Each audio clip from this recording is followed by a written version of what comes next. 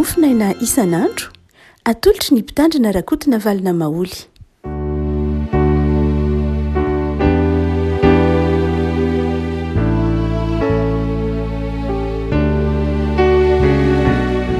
Faramirabantsika revako malalatra ity sabotsy farany herinandro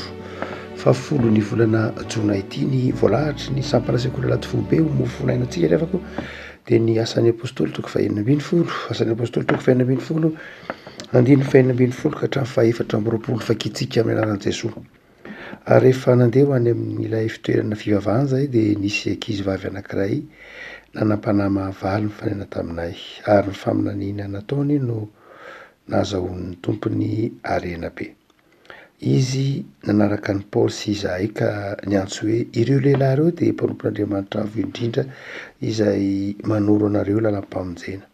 Ary nataony tamin'ny andro maro zany ary sosotro Paoly dia nitodika taminy ka nanao tamin'ny fanahy hoe mandidy ianao ny anaran'i Jesosy Kristy aho hivoaka aminy dia nivoaka tamin'izany ora izany indrindra izy. Ary no nitan'ireo tompony fa very ny fanantenany ahazoany harena dia sambotra ny Paoly sy Silasy izy ka nitondra azy ho any an-tsena any amin'ny lehibe. Rehefa nidiny tany amin'ilay gouvernoura izy ireo lahy dia nolazainy hoe ireto lehilahy Jiosy ireto mampitabataba ny tanànantsika loatra ka mampianatra fa no tsy mety ho raisitsika na ataotsika fa romanina isika ary ny vahoaka ny aran-tsangana hamely azy ary ireo gouvernoura nanaisotra ny lambany ka nasainy nokapohina tamin'ny hazo izy ary no nefa nokapohiny mafy dia mafy izy dia nataony tao an-tranomaizina ka nasainy ambina azy tsara ny mpiandry tranomaizina. Ary rehefa nahazo teny toy izany raha lehilahy dia nataony tao amin'ny tranomaizina anatin'ny indrindra izy ary ny tongony no bolokiny mafy tamin'ny boloky hazo. Ray masonao manao masinana ny fahamarinana ny teninao ny fahamarinana. Amen. Ity tantara ity revako malala dia tantara niseho fony niditra ny tanàna tany Filipina tany Makedonia zany Paoly sy Silasy. Paoly sy Silasy zay tsy tao anaty fandaharam-potoana mihitsy nindeha ho any Makedonia na ho any Eropa moa arak'izany. Makedonia zany hoe ao anatin'ny faritany Eropa ankehitriny. Filipy moa zany ny zara-tany voalohany tao amin'izany Makedonia zany fa tany Azia foana Paoly no nandre ny antson'ny tompo zany tamin'ny fanahany hoe mitamaka aty Eropa na mitamaka aty Makedonia. Dia teny an-dalana hamonjy toeram-pivavahana fanao moa tamin'izany fotoana izany ny jiosy rehefa mivavaka dia na any amin'ny sinagoga rehefa tsisy toerana hivavahana amin'ny sinagoga dia ny amoron-drano. Dia nandeha ho any amin'ny toerana fivavahana Paoly no nifanena tamina tovovavy na ankizivavy izay nanana fanahy mahavaly. Ny antsoina hoe fanahy mahavaly eto dia fanahy mpitona. Fanahy zay Piton, dieu Piton fantatry ny Grika izay Andriamanitra Piton ilay biby lafa zany hoe lay fanahy izay fametrahana fanontaniana zany zay fanahy mahavaly azy hoe raha misy zavatra very raha misy zavatra anontaniana tsy fantatra dia mametraka fanontaniana amin'ny fanahy mahavaly io dia dia miteny izy zany ary ilay zavatra very na raha anona nanao ratsy na tahaka izany fitadiava-karena zany lay fanahy mahavaly. Tsy de hoe fanahy mety hoe ratsy raha ohatra ka jerena amin'ny solomason'ny olona tamin'ny fotoan'andro loatra fa tena ampiasay hitadiavany harena ilay izy. Kanjo rehefa enina tamin'ny Paoly izy dia noroahany Paoly niala lay fanahy ary dia niteraka fahasosorana tamin'ireo mpiarabelona tamin'ilay zazavavy ka nahatonga ny Paoly sy Silasy hinokatra. Zay lay tantara ao amin'ity andiny fahenina ambin'ny folo sy ny fahaefatra amby roapolo ity. Fa raha toa ka miezaka itsika mijery amin'izao andro enantsika izao hoe inona moa ny dikan'ity tantara ity raha ohatra ka zay ny ainan'ny Paoly azy inona re ny dikany niainany inona ny dikany ity tantara ity amin'ny vanim-potoana iainantsika midika inona miteny inona amintsika izy ity. Dia azontsika hoe dika zavatra anankiroa lehibe betsaka ny azo efim-pana azo hotsoahina amin'ity tantara ity fa ndeha tsika haka zava-dehibe anankiroa zay iainantsika mihitsy. Ny taonjato iainantsika dia namaritra zany ny ataontsika hoe ODD na objectif de développement durable. Ny objectif de développement durable zany de lay fenitra zay faritatsika olombelona amin'ny antsoina hoe fandrosoana, amin'ny antsoina hoe fivoarana. Ao anatin'ny andininy ataontsika hoe tanjona na vina fahavalo ny objection amin'ny ODD na ny objectif de développement durable dia ny fahavalo a de momba ny tontolon'ny asa, hoe mba ny olombelona zany a de mba manana asa mifanaraka amy tokony ho izy. Ao anatin'io ataontsika hoe vinan'ny asa io a de ny eto Madagasikara dia isany ataontsika hoe manana olana be amin'ny asa, manana olana be amin'ny asa tsy ny hoe asa tsy ara-dalàna ihany fa ny asa tsy araka ny tokony ho izy. Dia misy tambajotra anankiray zay nampifandara anankiray manokana antsoina hoe ODD 8.7 zay karazana fandaharan'asa zany a momban'ny hoe tsy fampiasana ny ankizy, tsy fampiasana ny ankizy. Izy io de saika tetik'asa fa tsy ny organisation internationale du travail, ity ataontsika nana OIT zany, ity ataontsika hoe ODD 8.7 ity, ny hoe tsy tokony ampiasaina ny zaza. Fantatsika tsara fa am'ty volana jona ity sika de mahatsiaro manokana ny zon'ny ankizy, ny zon'ny zaza, ankoatrany hoe ray volan'ny teny malagasy, fa ny tena ny volana jona tahaka zao tsika de tena mahatsiaro mihitsy izao tontolo zao momba ny zon'ny ankizy. Ny ankizy a dia raha ny tokony ho izy dia manana zo hanana anarana, manana zo hanana anarana, manana zo hanana firenena na nationalité, manana zo mba hanana identité, hanana lay maha izy azy zany zavatra iraisantsika olombelona rehetra, ny hoe ny zaza de tokony mba manana zay maha izy azy, tokony ho arovana izy amin'ny aretina, mba tsaboana izy raha marary, ary manana zo hianatra izy, manana zo arovana koa izy am'izay mety ho karazana fioarana fefy na abus isan-karazany am'zay endrika isehoany zany rehetra, na io manana zo koa izy arovana amin'ny fanararaotana maro isan-karazany zay mety ataon'ny fiarahamonina na ataon'ny hafa eo am'zany, zany de zon'ny ankizy ary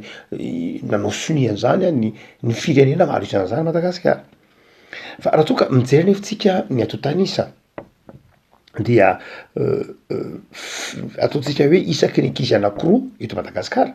anelanelan'ny 5 ka hatramin'ny 7 taona de miasa, zany hoe manana andraikitra manana andraikitra amy famelomana ny tenany na famelomana ny hafa. Ary ny ambanivohitra ny tena betsaka fa tsy eto Antananarivo, tsika mety diso hevitra manao hoe an-drenivohitra ny tena betsaka Antananarivo na an-drenivohim-paritany, fa raha ny ato tanisa navoaka ny UNICEF vao tamin'ny taona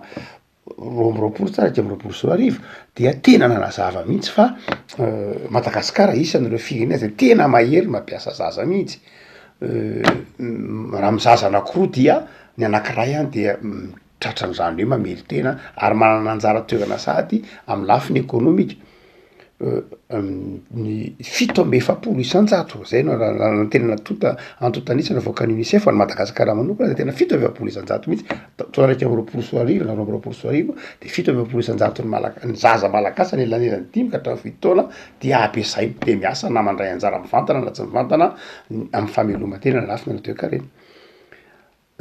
Ny lahy kely mibetsaka koa satria 10 isan-jato ny arefrefolo isan-jato ny lafy kely betsaka koa zany ny lahy kely, zay miasa mafy na mamely tena. Raha ohatra ka jerena eto Madagasikara de isan'izay firenena mbola mila ezaka tsika ny amin'ny hoe amy fikarakarana ankizy, amy lafin-javatra tahaka zany, amy fiezahana mba hameny ankizy zay ho avy ny firenena, ho avy ny fiangonana, ho avy ny fianakaviana, ho avy ny taranaka, dia nefa de ampiasaitsika tahaka zany amy zavatra tsy mety hoe zaza 5 ka hatramin'ny 7.7 taona de ny anankiray amindreo raha misy zaza anakiroa zany de ny anankiray amindreo efa tratran'izany toe-javatra zany dia tsy mifanalavitra amin'ity tantara zay tantara ny asan'ny apôstôly ty mihitsy isika, satria eto dia ilay lehilahy zany a zay voalaza eto dia nampiasa zaza tsy ampytaona zany zay lazana azy nanararoatra tamina fitadiavam-bola tamina ankizy vavy anankiray lay vombola tena zaza vavy mihitsy tena ankizy vavy kely tsy ampytaona mihitsy zay no lazana amin'ny hoe raha miteny hoe ankizy vavy io de paidiona nalazain'ny teny krika tena hoe ankizy vavy kely mihitsy eto zany dia misy lehilahy lehibe a manararoatra mivelona mampiasa ankizy tsy ampytaona zay raha ohatra ka jerena amin'ny solomaso ankehitriny mihitsy io ary itony texte to zany itony pellicule tony de tena manazava fa tsy akasitrahany soratra masina mihitsy ny fampiasana na fivelomana na fanararotana am'ireny zaza tsy ampytaona mba hameloma tena ireny ary rariny sitsiny raha ohatra ka ary tsy ny sarasara mihitsy Paoly nandrava izany karazana fanararotana izany ny amin'ny ankizy mba hameloma tena azahoana reny firy moa eto ambonin'ny tany no ny olona zay mivelona amin'ny fanararotana ankizy na tanora any amin'ireny minina ireny am'ireny fitrandrahana arenan-kibon'ny tany am'ireny ndraindray ara dia amina zavatra tsy mety mihitsy mahamenatra dia misy olona mampiasa zaza tsy ampytaona na koa manararoatra ny fanatranony ny kizy ny tsy fananany ankizy zavatra na anao tahak'izany de manararoatra eto dia ny roa ampoly zany fanaraty zany toetsainy zany ary tsy zakan'ny olona le izy ary ohatra ny fiangonana ka mijoro amy zavatra ohatr' zany dia tena manaraka ny mpianatry Paoly marina tokoa manaraka ny fampianaran'ny Paoly hoe itsika fiangonana tokony ho mitaizany ankizy hianatra miaro ny ankizy eto zao dia zazavavy kely fotsiny tsisy anarana zazavavy kely dia tsisy mpiaro Paoly no miaro azy ataotsika hoe tena eo ambany vahoana olona andininy fa sivy ambin'ny folo eo ambany vahoana olona izay mpanararoatra no navotany Paoly ity zazavavy kely ity zany de tena modely tokony ho iainany kristianina hoe manahoana moa isika raha tojo fanararotana ankizy tahak'izany ararotony olona mangina fotsiny ve fiangonana mangina fotsiny ve mpino manoloana ny hoe misy ankizy any de ampiasaina amin'ny tsirariny na koa tsy mana programa mihitsy ny fiangonana na tsy mana programa mihitsy hoe andeha mba ametraka ny ankizy na ny taranaka amin'ny toerana tokony isy azy ndraindray raha fikambanana tsy kristianina indray manao zany noho ny kristianina ary mampieritreritra atsika itony texte zay vakiny to raha tena vakina amin'ny solomaso ankehitriny fa tsy avela hoe andeha ho azy fotsiny ihany ho tsika hoe eto lay fantrano lay zazavavy kely dia nahatonga azy na ny anarany ara tsy voataony ny asan'ny apôstôly satria ny fantrana de mahavery anarana ny tsindry azo lenana indray de mahavery anarana ilay arenany lay lehilahy zay ny velona tamin'ny fanararotana no voatanisy eto manao hoe mba azony arena be ary dia na lay maha izy azy lay zazavavy kely ara hoe lay identité dia very mihitsy amin'ity fa de hoe natao ampanankarena olona fotsiny zay ianao ahafantariny ty zazavavy kely ty hoe zazavavy kely natao ampanankarena olona rehefa koa malala tsy nakasitrahany soatra masina zany ary nijoroany Paoly mihitsy ka na de nahatonga ny Paoly io voakapoka nahatonga ny Paoly Silasy ny dratra nahatonga ny Paoly tratra ny tsindry azo lena satria nijoro manoloana zany olam-piarahamonina zany rehefa koa malala hotsika manao hoe ny olombelona ankehitriny ara manana vina natsoina hoe ODD araky mizazantsika teo ny hoe ndery olona mba eritreretina ny hoe apetraka amy tokony ho izy ny taranaka apetraka raha amy tokony ho izy ny zaza roaiza moa izao tontolo zao raha toka ny taranakitsika raha tsy taiza tsy nampianarina tsy nyvolavolaina tsy narovana tamin'ny aretina tsy nomena fitiavana tsy narovana tamin'ny herisetrana tamin'ny fanaparam-pahefana maro isan-karazany de hoaiza taranaka manahoana no andimby afaka 10, 30, 20 taona ho avy ary zany zavatra hitatsika fa mitranga maneran-tany mahatonga zao tontolo sarotiny amin'ny toe-javatra tahaka zany ny fiangonana raha vakomanala tokony ho lasa lavitra kokoa noho zany mihitsy ary satria eto paoly de mitantara maneho an'izany mihitsy. Ny fiangonana tokony manana fandarana azy zany fiangonana tokony miezaka mampahafantatra any zany na manatao zava-dehibe ny fanabeazana na ny sekoly. Hoy tsika hoe raha jerena amy solomaso ankehitriny ary tiasan'ny apôstôly toko fahaenina ambin'ny folo ity de mampianatra atsika hanao zava-dehibe ny taranaka miaro tsy akasitraka ny fampiasan-jaza ny fampiasana zaza tsy ampitaona tsy akasitraka ny fanararotana ny ankizy ny tanora ny fampiasana azy reny zay ny dikan'io teny io raha jerena amy solomaso ankehitriny. Fa ny faharoa zay azotsika koa tsy hoahana amin'ny ity andininy ity raha jerena am'zay zay enatsika ankehitriny dia ny tsy fanajana ny fitoam-pivavahana. Rehefa Paoly zany a de tonga avany lay fanahy mahavaly de miantsoantso Paoly zany a mitoroteny manao tafika masina de mandritry ny andro maromaro a de miantsoantso lay fanahy mahavaly miantsoantso manao hoe ireo lehilahy reo de mpanompon'Andriamanitra avy indrindra zay manogo anareo ny lalam-pamonjena. Isan'andro miverimberina. Tany am-boalohany de ho tsy nanaitrany Paoly izy satria fanahy mahavaly de mazava ho azy mahafantatra hoe mpanompon'Andriamanitra avo indrindra de io lay fanahy a fa miantso zany de miteny olona hoe reo olona reo dia mpanompon'Andriamanitra avo indrindra. Amin'ny voalohany tsy nampaninany Paoly fa rehefa niverimberina na koa ataovy hoe eo am-pitoriteny Paoly de mitsangana tapoka lay fanahy mahavaly miteny hoe eno fa reo lehilahy reo de mpanompon'Andriamanitra avo indrindra. De mandeha mitoriteny ndray Silasy tapitapy koa de misy miteny ndray ireo lehilahy reo de mpanompon'Andriamanitra avo indrindra. Verina toy izany foana farany sosotro Paoly. Hozy Paoly maneo hoe raha fanahy avy amin'Andriamanitra ny amin'ny fanahiny zazy ity dia tsy anelingelina ny fitoam-pivavahana, tsy anelingelina ny toriteny, tsy anelingelina ny fizotrany fa satria lay fanahy fanahy tsy izy dia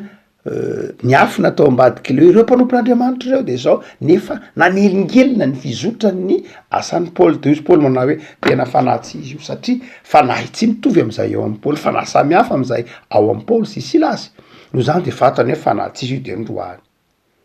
Ny fanahy masina raha vao malala de tsy fanahy mandrava ny asan'ny fanahy masina. Raha ohatra ka ao anaty fitoam-pivavahana na ao anatina hira fidiran'Andriamanitra dia asan'ny fanahy masina zany de tsy tokony misy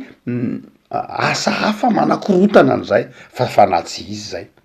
Fanahy tsy izy zay hoe fanahy manakorotana lay fizotran'lay fitoam-pivavahana na lay fiderana. Zay no nahafantaran'ny Paoly azy. Ny fanahy masina de tsy mandrava ny asan'ny fanahy masina. Ny fanahy tsara de tsy mandrava ny asan'ny fanahy tsara mazava ho azy. Ny fanahy masina dia fanahy zay milamina, mandrindra, mampisy filaminana. Ka raha toa ka fanahy misy olona na tahak'izany miseho hoe mitondra fandaminana nefany fandaminana efa nitarihy no eritrereto nefa napetraky ny fanahy masina arak'izany nefa nentina tamy mba afaka nalamina tsara ka misy fanahy mitsoroapaka tapoka dia tonga de fantatra hoe tsy izy zany. Ataovy eo anaty fitoam-pivavahana ndray alahady maraina ianao dia misy olona miantsoantso tapoka ao ampovoany eo ao anatina toriteny na ao anatina rakitra na tahak'izany de hiteny hoe misy olona miantsoantso tapoka tonga de fantatra hoe fanahy tsy izy zany. Tsy mila tsisy dikevitra mihitsy satria ny fanahy masina de tsy mandrava ny filamina ny asan'ny fanahy masina. Raha vao malala ndraindray mila farany ngatsaina tahak'izany ny fandaminana ny rarahan'ny fiangonana zay nahafantaran'ny Paoly manao hoe sosotro Paoly tsy izy io. Fa ny faharoa zay nampiavaka ity fanahy ty koa ka nahatonga ny Paoly nandroaka azy de zao fanahy mampitodika olona mampitodika ny olona amin'ny olombelona. Lay fanahy de zao tsy nampitodika ny olona tamin'Andriamanitra fa nampitodika ny olona tamin'ny Paoly sy Silasy hoe reo de izy reo fanahy nanindraindra. Ary ny fanahy masina raha vao malala tsy fanahy mpanindраindra olombelona mihitsy. Raha ohatra ka fanahy tsara atao amin'ity zazavavy kely ity de zao nampitodika ny olona tamin'i Jesosy izy. Fa eto dia nasainy nijery olombelona ny manodidina an'i Paoly sy Silasy. Ny fanahy masin'Andriamanitra tsy fanahy mampitona antsika hideradera olona na nasonaso na nasoaso olona na ampitodika antsika amina olombelona na de atao raha hoe mpanompon'Andriamanitra Paoly sy Silasy dia tsy Paoly sy Silasy mihitsy akory no antsoina hoe filazantsara, tsy Paoly sy Silasy mihitsy akory no mitondra famonjena atao amin'ny azy fijaliana fa Jesosy. Saingy ity fanahy ty de zao fanahy fetsy dia nataony nitodika tany amin'ny Paoly sy Silasy ny olona de fantatry Paoly tsy izy io. Raha fanahy tsara, raha fanahy masina de mitona ny olona hitodika any amin'Andriamanitra na any amin'i Jesosy fa tsy any amin'ny olombelona. afaka malala indraindray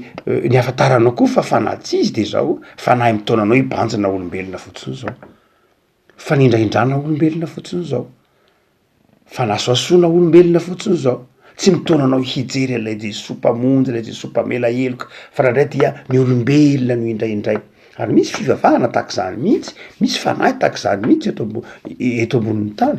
miseho hoe mivavaka miseho hoe kristiana saingy zao de olombelona fotsiny zao no indraindraina sarin'olombelona fahefan'olombelona voninahitryolombelona akanjon'olombelona draindraina dia sarina olombelona atao mivandravandra ngeza be mameno tanàna mampitodika ny olona amina olombelona mampitodika mpino amina olombelona tsy zany tsy ny fanahin'Andriamanitra tsy mitaona antsika mihitsy hijery olo ina moa nijerena amina olombelona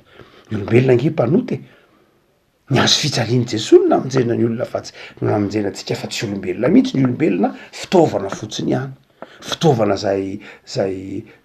mety ho manana maha izy azy fa tsy mahavonjana izy na izy akory de eto na ahafantaran'ny Paoly manao hoe antsy Paoly tsy karazan'olona mila dokana mila voninahitra na mila indraindraina de fantatry Paoly manao hoe tsy izy io fanohitra tamin'ny principe na tamin'ny foto-kevitry Paoly lay fanahy de fantany hoe tsy izy io afaka malala hotsika manao hoe zavatra roa lehibe ary am'izao andro anatsika zao no ahitsy ity perikiopa ity de ny fanajantsika ny ankizy fanajantsika ny zaza fanajantsika ny asy ny antsoina hoe zanaka taranaka ny hoavy ary ny faharoa de zao fanajantsika ny asy ny fanampom-pivavahana sy ny fanajantsika ny fanomezam-boninahitra n'Andriamanitra mba tsy hampitodika atsika amin'ny olombelona any ny fanahy zay mety ho iteny ananiny eny de fanahy tsy izy mampitodika atsika amin'ny olombelona ka mahatonga atsika mpanindraindra olona fotsiny zao de afaka malala ny tompo ary mianao fahazavan-tsaina ahafantaranao fa ny fanahy masina zay ao anatinao de fanahy ny filaminana fanahy ny fitiavana fanahy mamerina ny olona ao am'izay endrika nanaovan'Andriamanitra azy fa tsy fanahy mandrava na fanahy rarotra na fanahy zay tsy zany ny fanahin'Andriamanitra fa ny fanahin'Andriamanitra de mameritra ka ny asin'ny mahazanak'Andriamanitra ny olombelona manome toerana ny fitiavana ny manome toerana ny fanomezam-boninahitra n'Andriamanitra ivavakasika tompo am'sotranao zay noho ny amin'ny soratra masina zay azonay novakina tamin'ny teny lazanay ka mampianatra anay fa sarobidy ny fahazazana sarobidy ny taranaky ny firenena ny taranaky ny fiangonana manafatra anay ianao fa tokony ezaka izahay hikolo sy hanaja ny ankizy hanome azy reny ny fanabeazana tandrify azy hiaro azy reny amin'ny herisetra miseho amin'ny endrika maro samihafa ampianatra hanolokolo ary hiaro azy koa azy am'izay rehetra mety ho endri-javatra mandrava ny fahazazany dia manafatra anay ianao fa adidinay mpino adidinay fiangonana ny manao zany ny fanelingelenana ny fihetsika zay mandrava ny fanabeazana de tsy akasitranao ny herisetra atao amin'ny ankizy de tsy akasitranao ny fanararaotana atao amin'ny ankizy de tsy akasitranao manafatra anay raha teo koa ianao fa sarobidy aminao ny fitaovam-pivavahana sarobidy aminao ny fideranana anaranao ka tsy akasitranao ny hanakorontanana ny tsy ilaminana zany ko aza manafatra anay raha teo koa ianao fa ny asan'ny fanahinao masina de tsy mampitodika anay amin'ny olombelona fa mampitodika anay aminao Andriamanitra tsy mitaona anay hijery olombelona fa mitaona anay hijery anao Andriamanitra sy ny azo fijaliany Jesosy zanakao dia omeo farany hitan-tsainy zay tompo am'izao vanim-potoana taonjato iainanay iseho ny hafetseny lay ratsy izao aizanay manavaka ny fanahy izy amin'ny tsy izy aizanay manavaka ny marina amin'ny diso aizanay manavaka ny fitiavana amin'ny fahakalana de omeo anay ny fahendrena ny fahazavan-tsaina ny fifaliana de jereo ny ankizy jereo ny tanora malagasy meo fahendrena arovy ary ampahirezo ny fiangonanao amin'ny fanolokolona ny taranaka amin'ny anaranao Jesosy amen.